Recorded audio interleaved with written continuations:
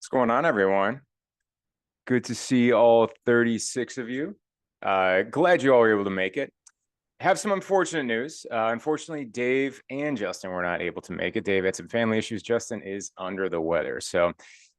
But we still have a good lineup of talks ready to talk about. So 2024 conference year was pretty impressive. There was lots and lots and lots of amazing talks to go through. I could probably speak for everyone here when I say we didn't see all of them. We didn't go to all the conferences. But it's one of those things where, like, you go through and you pick out titles. You're like, man, that sounds really awesome. Let's see what they're all about. So general free flowing of dialogue of this kind of webinar is just going to be straightforward. So we're going to go through some of the various talks that we have, talk about why we like them, maybe hopefully get you introduced into some new conferences you never heard of, or new speakers that take the stage. I'm fond of seeing newer speakers just get up there. I don't know if it's their first time or not, but and then see if there are some conferences that again that maybe you're unfamiliar with. For example, I didn't know there was a B-Sides Prague. That sounds amazing. And I grabbed one of the talks from B-Sides Prague, which looked really cool, and I watched it, and it was really good. So lots of really, really neat topics to go over. And no talk was like off the table in terms of what the rules were. It was just everybody that is on the call, myself, Oddvar, Justin Bollinger. It was really just talks that we liked and speakers that we liked. I personally have a bit of a grading scale for talks. I go off of a 5-point criteria that I use the acronym SPEED for: story, practical, expertise, entertaining, and a demo. And so that's how I give like a so many out of 5. And so I'll go first. I think we're gonna save the best for last, right, guys? I think that's what we're gonna do. So hang in there.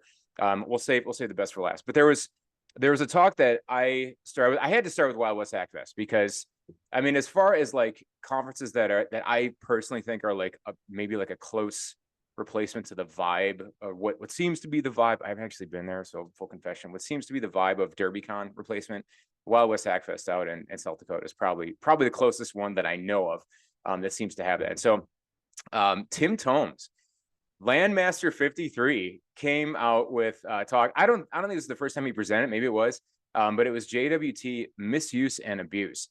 And it was that was a really good one. In fact, what I'm gonna do is I'm gonna drop the actual YouTube title so you guys can find it. And by the way, the links and all that stuff, that's going to be, as I think Rosa mentioned, that'll be on our webpage, so stay tuned. And if you really, really want the YouTube link right now, just say something and we'll get it for you. But I'll put the actual title in there, and you can go out and grab it. But JWT Misuse and Abuse was really cool because I really like I like talks that go deep into a specific technology that's imminently practical.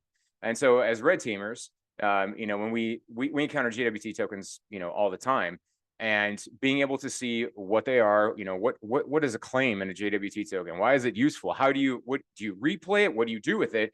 Once you have it, are they encrypted? Like all those questions. And so Tim's talk was really good because, number one, Tim is a fantastic speaker. Tim's has been in the industry for a long time, and knows how to give good talks, knows how to give good training. I would definitely recommend you check him out just as a speaker in general. And he does a really, really good job. So he talked all about JWT tokens, and just really gives you a good high level, and then like a deeper level of what they are, how they work, and then how to abuse them. And that was just, I thought that was great. So I'm fond of that kind of talk where you go deep into a technology that's imminently practical. So on my personal scale, he gets 4 out of 5. Didn't hear a whole lot of story, but it was like super practical. Tim is an expert in the field. He's very entertaining, good to listen to, and there's demos in there as well. So really, really good talk. Definitely recommend that one. So I will pass over to Oddvar. Yep. You're up, buddy. Yeah. I guess. I mean, it's hard to pick. There's so many talks. I mean, there's like a billion talks out there every year, I feel. But I'm gonna start with one of the talks I went to physically, and that was a conference in Poland, in Gdansk, which is a conference called CIFCon, spelled with X33FCon. And it was a talk by Nick Powers over at SpectraOps, called "Relay Your Heart Away: An OPSEC Conscious Approach to 445 Takeover."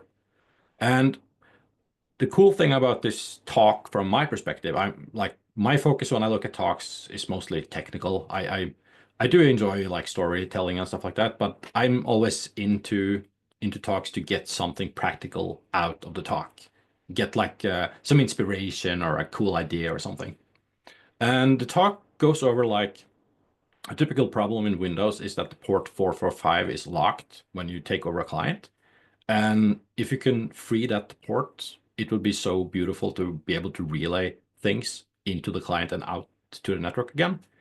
So that talk goes over how he approached on how to find that out.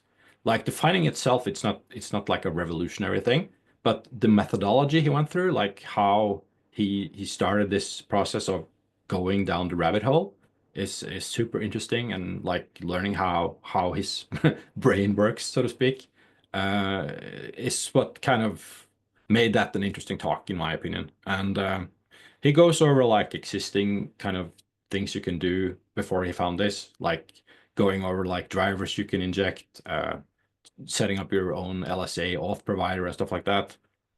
One thing I had known from before this talk was that you could disable the server service on Windows and you can like reboot and get the port 445 released. So what he found out, I'm not going to spoil everything, but he went down the rabbit hole. He went through his methodology. He reversed a whole lot of stuff. And he found out that you could basically just disable one service and stop 2, 3 services in a row, and then the port would be released without you needing to reboot the box itself. So that in itself is not like revolutionary, but just the methodology going through that, it's super interesting to me. That inspires me to dig into stuff myself. So he had a great demo, and he's a confident speaker. So all in all, it was a really great talk. Really would recommend that. I'll paste the name in the chat. He actually demoed the 445 takeover, the technique itself. Yeah, he did. He also Yes. showed it with how to abuse it with SCCM Hunter. That way you showed a real relay attack as well. So it was super interesting, in my opinion. Huge fan of demos during talks, especially yeah, live demos. Oh yeah, this was a record demo, but I mean, SCCM demos is kind of hard to Yeah. do live very often because yeah, For sure. a lot of delay and stuff. But yeah, would recommend. Would watch again. And also the conference itself is really great. I mean, if you've ever been to DerbyCon, it has the same kind of vibe where everybody's nice to each other. Yeah. It's cool to hang out, cool venues. Yeah, really great. And you gave a talk at ZeefCon, didn't you, Oddvar? Yeah, I did. That That was what was it? Red Team Oops with Melvin. Yeah, it was. It was fun. It was fun. But it was not my typical talks. I normally do technical talks, but it was fun to do like something humoristic. Talk about stuff you messed up. Get some laugh. Oddvar will not champion his own talks, so I'll champion for him. You should go to ZeefCon. Go to ZeefCon on YouTube and find the Red Team Oops talk with him and Melvin. It's hilarious. And you're exactly right. Like you don't see too many talks that are like just laugh out loud funny, and I know it's not really the point of conferences. The point is to convey technical information, but there's something about just cracking up at a talk. I will never forget being in the audience for Chris Nickerson's 50 Shades of Red talk at DerbyCon. I don't know if anyone else remembers that one. Sounds fun. But that talk was hilarious. And you just sit there and just roll, in the aisles because it was so much fun to listen to. So very cool. 50 Shades of Red. That's awesome. 50 Shades of Red. Yes. Go find if you want a fun historical DerbyCon moment, go look up 50 Shades of Red for DerbyCon talks. That's a hilarious talk. Honestly, any Nickerson talk is always he's hilarious. Talk. He's a hilarious speaker. So Justin, you got anything? Well, I did see a couple conferences, a couple talks that I like. One, I did see you down in NOLACon. It was nice seeing you. That was almost a year ago. That's pretty early on. I think May, something like that. Mm-hmm. But I do like the stories. That's kind of where I tend to gravitate with the talks. Yeah. I find them very entertaining, and I always learn something too. And there was a talk at NolaCon called "Every Contact Leaves a Trace," and it was really a story behind cyber criminals and kind of Yeah. unmasking them. You know, your Brian Krebs Yeah. type investigations. It I was remember this very talk. much a story Yeah. along those lines. It was a great talk. That was by Ken Weston. Ken Weston. Justin sitting around about a really, really important topic. I think it's important when it comes to speaking. And if you're listening, if you're, listening here and you're thinking to yourself, you want to give a talk, or you wonder how can I make my talks better? I have given this piece of advice to speakers over and over and over again, which is learn how to tell a good story. Learn how to tell a good story, work it into your talk, come up with an anecdote. It could even be like an unrelated story that makes a related point. But if you can become a storyteller, it's like one of those things that's just every human being on the planet kind of creeps over to the edge of their seat if somebody's telling them a good story. It doesn't matter who or where you're from, like from kids all the way up to seniors. Everybody loves to hear a good story. So if you're wondering how to make your talk better, work in a good story. You hook the audience. Everybody loves it. It's really, really a good technique there. It's basically rooted in our DNA from when we were It kids. is. We told stories to survive, so Totally. it's a human thing. Do you have any Viking stories that you could share with me after Dude, after I remember when the I was a kid. No, I'm just kidding. like what about stories from the future? Because you're like, I don't know, like a week in the future or something. Tomorrow for you guys will be interesting to say at least, but I'm gonna leave it hanging there. Right. Bet you will. All right. I will. So one talk, and I mentioned besides Prague, there is a speaker. There's no way I'm going to get his name right, so I'm just going to drop the title in chat. But he did a talk called Sim Slam, and it's tricking modern Sims with fake logs. And I am a huge fan of ways to make your tools lie. And as a red teamer, we've been, I think, a little behind the 8 ball on this, because like defenders have been going full on into deception, which is good for defenders. Okay, it really stinks to be a red teamer if you like come across a honey account or something like that and you get tricked. But what I love is that this is flipping the script, and so this is a red teamer that learned how and did all the research on how to inject fake data into Splunk. And even released a tool about it. The tool is called Log Slapper. Man, InfoSec has the best tool names. But he released a tool called Log Slapper. You can use this tool and monkey with Splunk and get fake data in there. And that, to me, that just, well, it warms my red team heart, And so I'm happy to see, the blue team get put back on their heels when it comes to fake data and getting your tools lied to you. So did a good job on the presentation. Really young guy, and got up, took command of the stage. Is definitely practical on the red team side. He knew what he was talking about, and did an entertaining job and had some good demos in there as well. So 4 out of 5, from me on that one. So that was pretty good. Oddvar, you got more? Oh yeah, got a long list. So this is a talk I saw online. It was at the SANS Offensive Operations Conference, I think it's called. The talk title was Very Pawnable Networks, Exploiting the Top Corporate VPN Clients for Remote Root and System Shells. It's a long title, but it was presented by Richard Warren and David Cash from a company called Amberwolf. The cool thing about this talk is, well, for me personally, it's really applicable to red teaming. So they went through how they researched how to abuse VPN clients. So normally when we look at that, there's not a lot of research out there. So it was kind of interesting to see how they went forth and kind of dived into the material from a technical standpoint. So they showed, it's just incredible work what they did. It's just amazing. If you're into those kind of technicalities, it's just amazing research. So they went through, first they went through like how they come up with the idea of researching this, how they went forth. And then I did case studies for each VPN provider. They had for, let's see, Global Protect VPN. They had for Cisco AnyConnect. Ivan Secure Access Client and SonicWall, and those are the most prevalent ones out there today.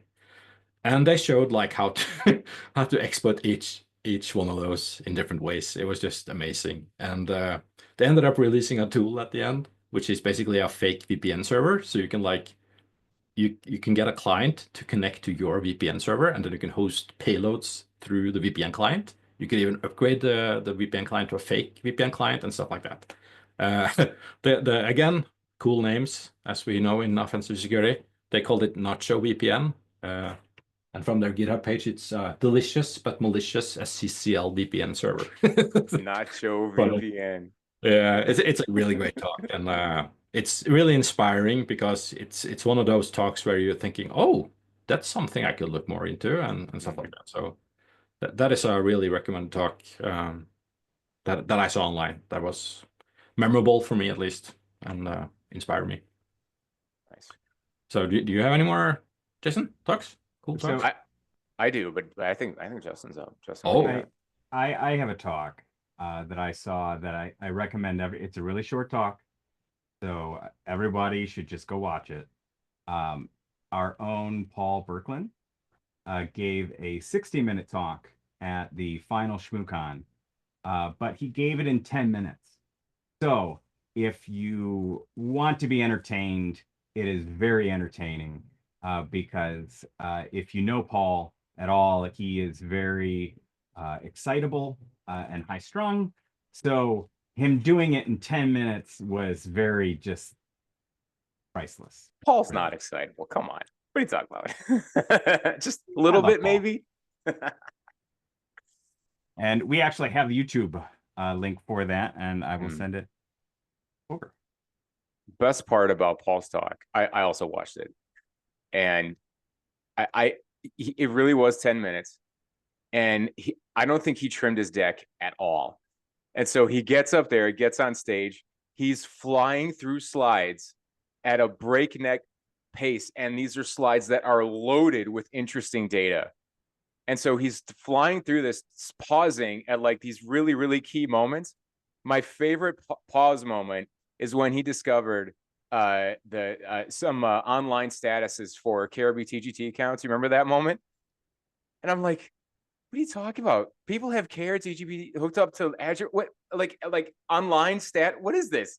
So yeah, Paul found it. 60 million accounts, and that talk is amazing because it's one of those things where like how do I put it? Research at scale talks. Like, you remember the first time we heard about Masscan and Hold up. I think we missed kind of what the whole talk was about. I kind of skipped over that. So That's true. not only was it 10 minutes, but so what the talk was about. So Paul figured out a way to query Microsoft with not even a GET request, just a head request against OneDrive. So if your organization has OneDrive and there is a user in your organization that has logged in before, then Microsoft creates a special URL for them. So Paul figured out that you can do just head requests. So it's very lightweight, doesn't really, take that much to do. And so he decided that he was going to go through, I think he started with the Fortune 500, and then eventually did crazy things like went to ICANN and requested the full top level domain listing of all domains, and then started going down that path. But he was able to enumerate 60 million Azure users or Azure AD or Entra ID. And so you can kind of see some of the statistics on, across the different companies on whether they use first dot last name or first initial last name, or if it's completely random numbers, or, just lots of great stats. But the presentation of it, not only the data is amazing, but the presentation of it is really what makes it memorable for me. But yeah, go ahead, Jason. I didn't mean to cut you off there. No, I interrupted you with my enthusiasm about Paul. You guys need to go out and watch that right now. In fact, you have my permission to just. I actually I can't. No, you have to stay through the rest of the webinar before you go watch Paul's talk. But definitely watch it. It's hilarious. Next one from me. Actually, this isn't from me. This is from Elze. So Elze, Justin Elze, our CTO, he was supposed to be on the call. He gave me his list of talks that he was recommending. So this one came from him. I pulled it up, watched it. It's a very high level talk from the guys at the NSA called State of the Hack 2024. NSA's perspectives. It was delivered at RSA. And it's got I believe he's the current director of the NSA as well as the former director of the NSA. I might have their titles wrong. But they went through some of the really interesting, I guess, attack vectors that they're seeing from their end. So things like edge devices. Edge device compromise is just it's still a thing. There's still tweets with 0 days and RCE about like how to get into Fortinet and how to get into this Cisco device, how to get into Jupyter. Like those things are still really successful means of entry. And talked about that. Talked about the cloud. They go into Russia, Ukraine. They went into Vault Typhoon and the United States' critical infrastructure, which is particularly terrifying. But that was a really good, like I said, high level talk. They had some stories that they went into. Practicality. It's probably not quite as practical for like a red or a blue teamer, but I mean, definitely some really good information from guys that know the story and know what they're talking about. So they did a really good job, presenting that information. Definitely a good one to check out. Oddvar. Yeah. So I'll cover one of Elze's talk as well. So he sent over a talk from Blue Hat 2024, Microsoft, where James Forshaw, he's a well-known security researcher at Project Zero at Google, had a talk titled "Decom Research for Everyone." And I've seen this talk before I got it from Elze. I really enjoy watching James presenting because he is really an expert in his area. He's he's like I don't know how to describe it. It's so deep technical. It's one of those talks you have to rewatch 20 times. While you're rewatching it, you have to redo what he's doing in order to kind of grasp what he's doing. Mm-hmm. So it's a super technical talk, but he presents it in a way that you can understand it, is my opinion. He kind of builds it up. He kind of has this approach where you start off by describing the basics of a thing and then kind of builds it up and kind of shows how to build upon that. So the talk goes over decom specifically, like how to kind of figure out how to use that as an attack surface, how to use his tools to kind of figure out stuff regarding decom objects, understanding classes and interfaces and all that stuff. And also in true Forshaw style, he kind of drops a bug class at the end. He doesn't show a 0 day, but he basically class of bugs. Yeah, it's like he's on stage at Microsoft. He shows a crash, and then it's like somebody else needs to figure out if it's a 0 day. But he figured out he shows like a bug class. So that is just super impressive. And these talks to me is talks that inspire me to do deep technical research because it's so inspiring.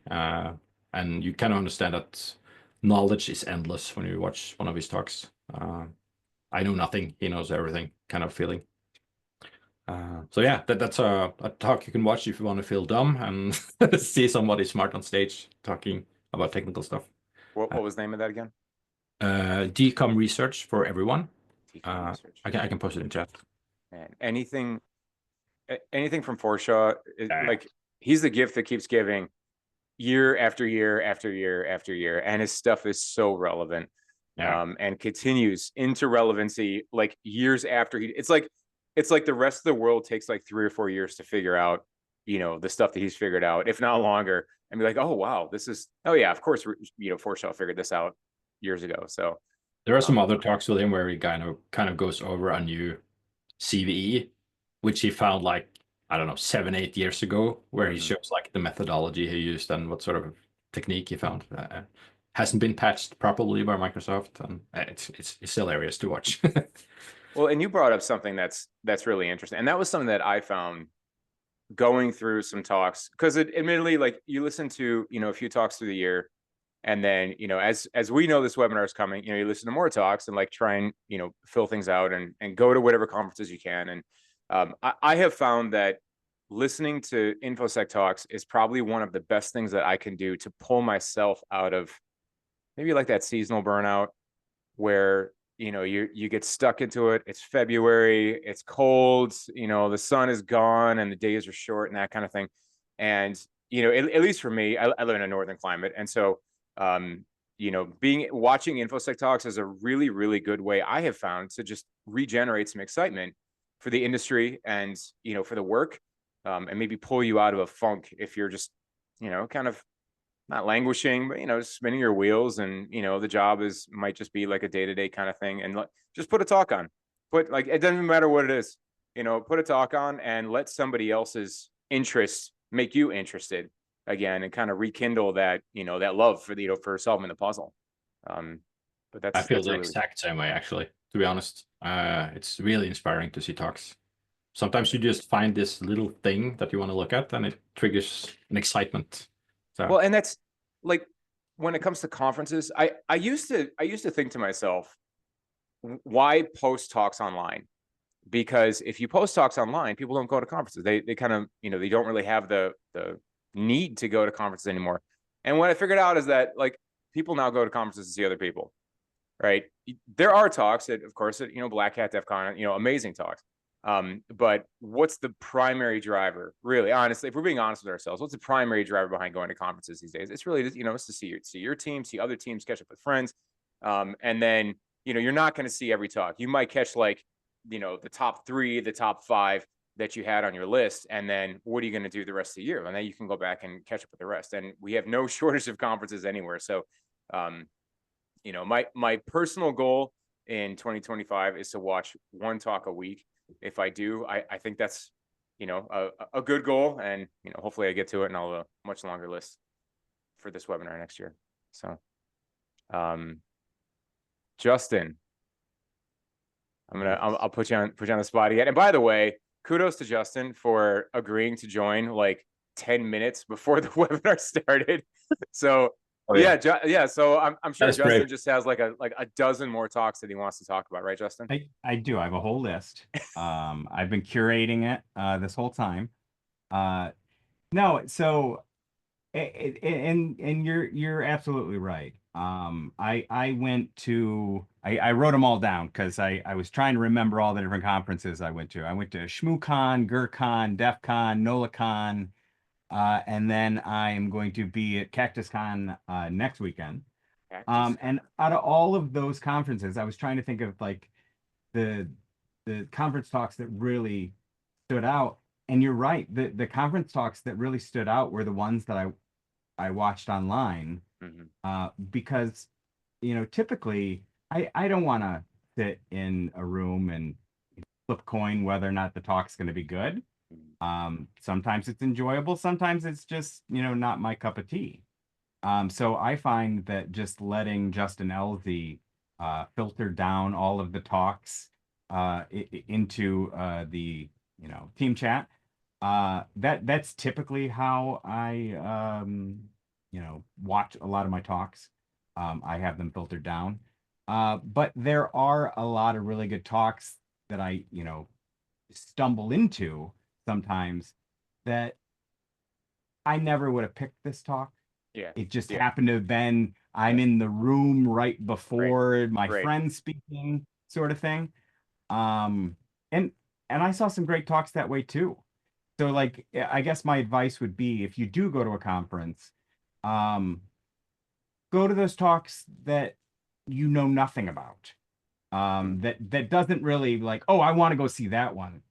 Go to one that is about policy or something that's completely foreign from you.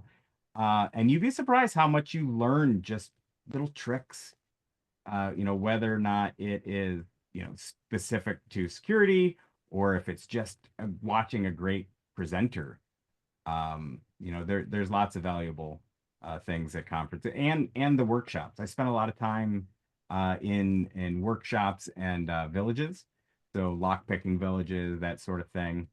And there's a lot that can be said about going to the villages, because you usually have the people that is their passion, right? Yeah. If you're going to sit in a room all day, all weekend, and it's over a certain topic, then you must love it.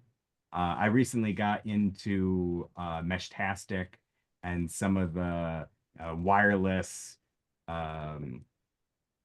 It's almost like off the grid messaging.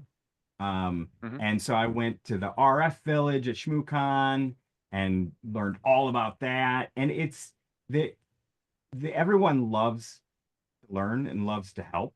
And they know that you're not an expert. So you can just go in and ask really dumb questions. Yeah. And nobody cares. So I think that's really what I took away from the conferences last year was, a lot more community and a lot of time in the villages. Villages are great because you can walk in there and ask a really open-ended question, just like you're saying. You're like, hey, I don't know anything about this. Tell me what this is all about. And then just let them talk and you'll walk away. It's impressive how much knowledge you can walk away with sitting across the table from someone. There's like parts everywhere all over the table, and they're explaining to you, how this stuff works, and then you use your own hands to make it work. And you're like, oh, I've wanted to know this, for years, and now I finally figured it out. I did the same thing, by the way. I just use Elze. In fact, Elze, there actually is no Justin Elze. That's just an AI bot that we wrote. He was the first AI. I mean, it's like, you think there's an Elze. It's not. So yeah. Okay. I have two more. This is actually one of Elze's talks that he sent me as well. From DEF CON 32. This talk actually hit home with me a little bit in a really interesting way. I'll post the title here. This is inside the FBI's secret encrypted phone company called ANOM, ANOM. I had the same on my list. That was my favorite talk. Was it? And it was by Joseph Cox, who's the author of Dark Wire, which is before watching this talk, this had not hit my radar at all. And it's an entire discussion of Joseph breaking down how the FBI's phone company, ANOM, how it worked, how they built and disseminated these devices. For example, they're built on top of Pixel. They are Pixel phones. And then it's like a specific customized image of Graphene OS. And then, the FBI put their hooks in there. They could monitor everything. They could see all the chats and all the images. And then they would get them into the hands of like drug dealers and stuff and monitor what's going on.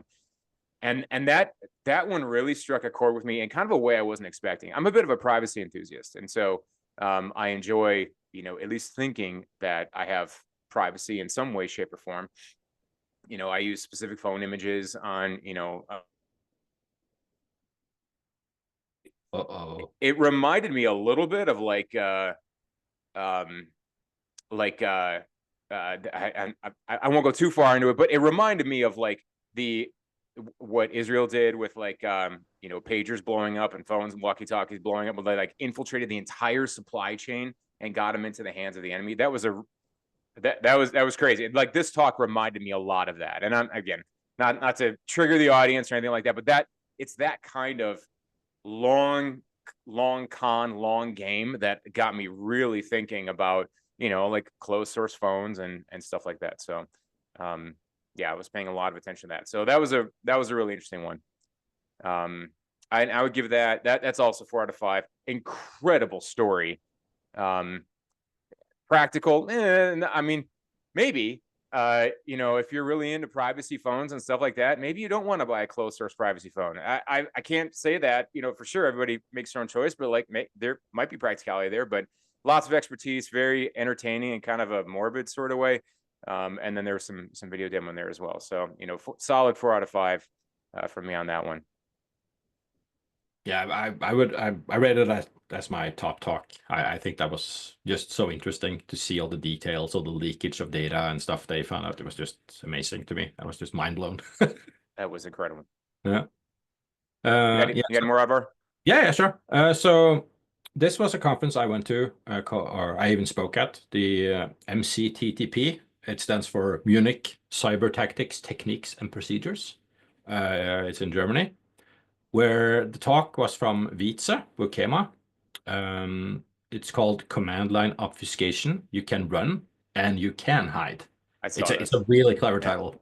And I was going to that talk, and in my head I was like, I feel like all the obfuscation tricks has been revealed already. I mean, there's nothing new here. So I was Thanks, kind of Daniel. sitting down there, and I'm rooting for Wietse. He's a friend of mine. But when he went through his talk, I was like, what? He had so many clever tricks up his sleeve. It was just amazing, the stuff he had figured out during his research. So like the concept of the talk is he goes over how to obfuscate command line arguments in different languages. So for instance, he would show how to do run DLL with the com svc.dll to do like a mini dump to the LSAS process, doing it in like 8 or 10 different ways. So one clever trick he used was like, instead of to bypass the Windows Defender detection.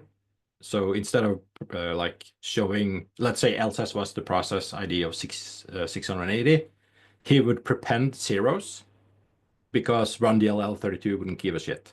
So having a lot of zeros in front of the process, it bypassed the detection for the LSAS process, and he could do the mini dump. He had like tons of those tricks and tips. It was just, and some of them still works. He also had examples on how to obfuscate command lines for Mac and Linux as well. So all in all, it was like a really, really great talk. I know just recently he released a website as well. I can't remember the name from the top of my head, but that's a place where you can search for, or you can type in a command and he will obfuscate it for you. Was it Obfuscator.net or something? I can't remember. I'll see if I can find it and post it in the notes for the webinar. But anyways, the talk itself really good, really well explained. He talks in a professional way. You feel like you're grasping the concepts all the way from the start to the finish, and then you're sitting there and like, wow, is that really possible? Wow, that's amazing. So yeah, that's one of my favorite talks last year, 100%. There are a couple questions. One from Lisa. Will you please post a list of the conferences you attended last year, both in person and virtually, and which ones you'll attend in 2025? We can definitely get you a list, Lisa, of talks that we saw. I mean, the list of YouTube links and all that is going to be out on our website. I think Rosa has some information there. As far as a list of all the conferences that we attended, I think, boy, Justin probably had the best list that I've heard so far. And we do have some, I think, good coverage of European as well as American conferences. So, we could definitely submit a list of all the cons that we've been. As far as which ones we're going to attend, that's a really good question. I think we probably don't get to go to as many conferences as we'd like to. It's definitely a lot of the TrustedSec crew, can go as speakers if our talks get accepted. But I mean, we typically aren't just, jet setting, to go to conferences just to go. You'll definitely see us at Black Hat. And I would say probably the best way to figure that out, where we're going to be in 2025 is really just to pay attention to our X account. Our marketing team knows all of, where we get accepted to speak. That's probably the surest sign of where we'll be speaking. You heard Justin mention he's going to be at CactusCon. And so that's probably the best way there. Takes on GRC conferences. Do we still feel they're important to have us focus in security in comparison to red or blue team? I think so. And the reason being is that, and Oddvar, Justin, feel free to chime in here. I'll just give my own opinion here. I think so. And the reason being is because the InfoSec discipline extends beyond just the pure technical. And is it if you are working in GRC or you're working in, some other, we'll call it like a non-technical specialized discipline of InfoSec, is it good to get other ideas, from your peers? Yeah, absolutely. I will, that being said, I'll give you a caveat. I've never been to a GRC conference. Maybe they're all horrible. Maybe they're all amazing. I'm not entirely sure. So, if nothing else, attending non-technical conferences as a member of the InfoSec community is probably a good reason. If nothing else, for the reason I mentioned, why even we attend on the technical side, which is, meeting up with our peers and, exchanging ideas and stuff like that. So tell Dave to lay off the gym budget and up the conference budget. I agree with that. Approved. Thank you, Anonymous. Let's see here. Who do we leave off with? Justin, you got anything else? Otherwise, we'll move on to the final, our favorites. I have one favorite talk, and I'm excited to talk about this one. Go for it. Did we? No, Justin, no. Okay. No, you're good. Okay. My personal favorite is it's a talk that's probably not like imminently practical, but my goodness, was it amazing to watch. And it was from DEF CON. It was a talk from Sami Kamkar, I think it's how you say his name. Optical espionage, using lasers to hear keystrokes through glass windows. That was a cool I'm just going to repeat the title again. Using lasers to hear keystrokes through glass windows. Sam, if this one if might be the coolest video that I've ever watched, Yeah. and the coolest conference talk I've ever watched. If so Sammy is one of those guys that you just watch kind of in awe. And he takes a theoretical idea that you're like, nah, this really shouldn't be possible, and then builds all the stuff and researches all the stuff and then makes a proof of concept. And I have to talk just a little bit about it, because in order to do that, because you're going, how on earth could you, because like he actually aimed a laser at a laptop, reflected the laser back, and then was able to use spectrometer stuff and RF to modulate the pulsing of the laser to hear keystrokes. And then you actually hear it at the end. It was absolutely incredible. Again, I don't know if it's necessarily practical.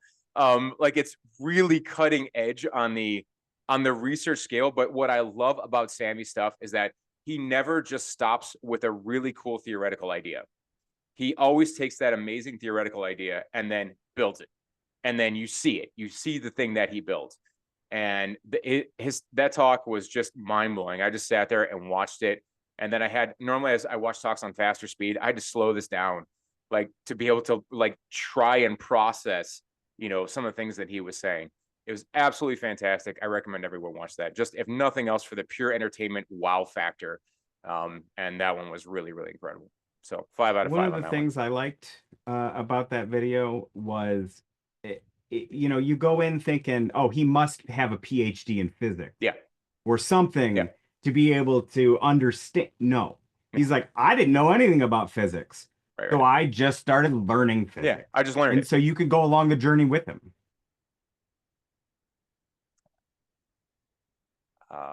That was my top talk. Is Hack RedCon worth attending in Louisville?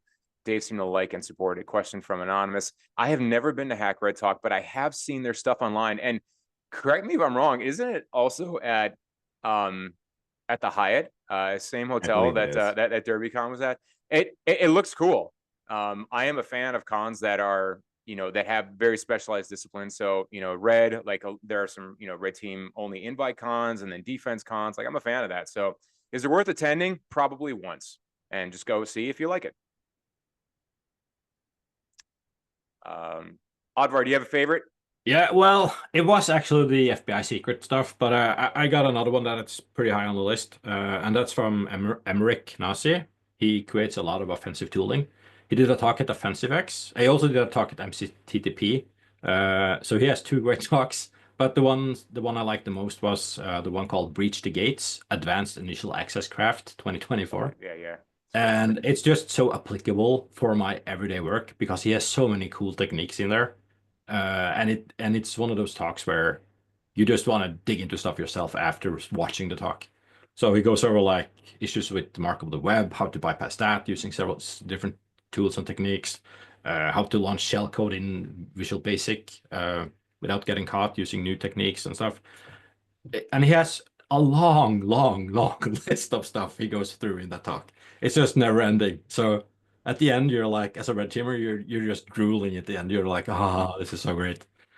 So yeah, I would say that would be my favorite next to the inside the FBI's secret encrypted phone company. So I'll post a talk name in the chat.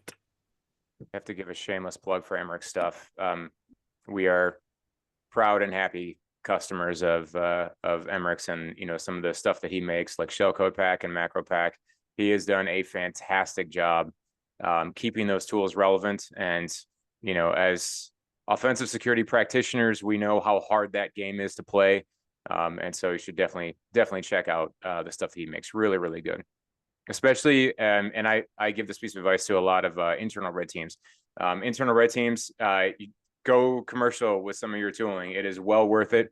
And so, check out his stuff. It's worth the price for doing operations. There's also a bonus talk. It's your keynote at Disobey. That was really great. It's